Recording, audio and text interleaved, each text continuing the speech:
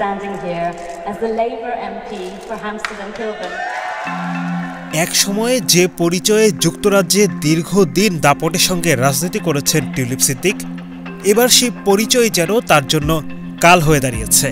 শেখ হাসিনা প্রধানমন্ত্রী থাকার সময়ে ভাগ্নির পরিচয়ে টিউলিপ সিদ্দিক যে বেশ ভালো সুবিধাই নিয়েছেন, একের পর এক সে তথ্য প্রকাশ পাচ্ছে জনসম্মুখে। আর এসব তথ্য প্রকাশিত হচ্ছে ব্রিটেন সহ বিশ্বের বিভিন্ন গণমাধ্যমে। ফলে টিউলিপ সিদ্দিক সহ গোটা ব্রিটিশ সরকারই পড়েছে তুমুল চাপের মুখে। এদিকে যুক্তরাজ্যের পর এবার টিউলিপ সিদ্দিকির কোটি কোটি টাকা দুর্নীতি নিয়ে কড়া হুঁশিয়ারি দিয়েছেন অন্তর্বর্তী সরকারের প্রধান উপদেষ্টা ড. মোহাম্মদ ইউনূস। ব্রিটিশ সংবাদ মাধ্যম সানডে টাইমসকে দেয়া এক সাক্ষাৎকারে তিনি বলেছেন, তদন্তে যদি প্রমাণ হয় যে টিউলিপ এসব ডাকাতির সুবিধাভোগী, তাহলে সম্পত্তিগুলো ফিরিয়ে দেওয়া উচিত।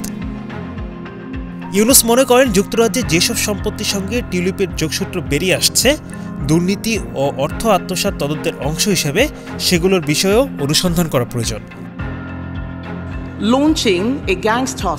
ইউনূসের এমন মন্তব্যের পর যুক্তরাজ্যের বিরোধী দল কনজারভেটিভ পার্টির নেত্রী কেমি বেইডনক টিউলিপকে প্রতিমন্ত্রীর পদ থেকে বরখাস্ত করার আহ্বান জানিয়েছেন।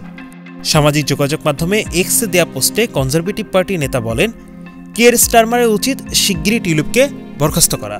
তিনি অভিযোগ করেন, স্টারমার তার বন্ধুকে দুর্নীতি বন্ধের দায়িত্বপ্রাপ্ত মন্ত্রী হিসেবে নিয়োগ দিয়েছেন, কিন্তু সেই মন্ত্রী নিজেই দুর্নীতির অভিযোগে অভিযুক্ত।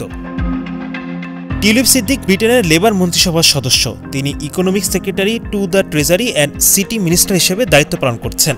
তার কাজ যুক্তরাজ্যের অর্থবাজারের ভিতরে দুর্নীতি সামলানো। তিনি বাংলাদেশের ক্ষমতাচ্যুত প্রধানমন্ত্রী ও আওয়ামী লীগ সভাপতি শেখ হাসিনার বোন শেখ রেহানার মেয়ে। বাংলাদেশে অবকাঠামো নির্মাণ প্রকল্প থেকে টিউলিপের পরিবার ৩.৯ বিলিয়ন পাউন্ড পর্যন্ত অর্থ আত্মসাৎ করেছে বলে যে অভিযোগ উঠেছে, সেই সংক্রান্ত তদন্তে তার নাম এসেছে। বাংলাদেশের দুর্নীতি দমন কমিশন দুদক এ বিষয়ে তদন্ত করছে। এর বাইরে ফ্ল্যাট বিতর্কেও জড়িয়েছেন ব্রিটিশ মন্ত্রী টিউলিপ। সম্প্রতি ব্রিটিশ সংবাদ মাধ্যম ফিনান্সিয়াল টাইমসের দেয়া এক প্রতিবেদনে বলা হয়, লন্ডনে তাকে একটি ফ্ল্যাট দেন আব্দুল মোতালিফ নামে একজন আবাসন ব্যবসায়ী। তবে এই ফ্ল্যাটের বিনিময়ে কোনো অর্থ পরিশোধ করতে হয়নি। ওই ব্যবসায়ী ক্ষমতাচ্যুত শেখ হাসিনার ঘনিষ্ঠ।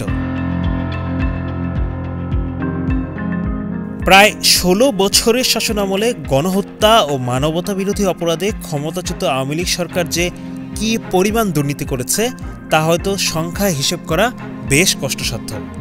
শুধুমাত্র মন্ত্রী আমলাদের হাজার হাজার কোটি টাকা সম্পদ লুটের তথ্য এখন বেরিয়ে আসছে গণমাধ্যমে। সেই জায়গায় দেশ পলাতক নেত্রী শেখ হাসিনার পরিবারের সদস্যরাও যে দুর্নীতির খাতায় নাম লেখাবে না, তা হয়তো অবিশ্বাস্যই ছিল। এখন দেখার বিষয়, সত্যি কত বিলিয়ন ডলারের অবৈধ সম্পদ গড়েছেন শেখ হাসিনার ভাগ্নি ও শেখ রেহানার কন্যা টিউলিপ সিদ্দিক।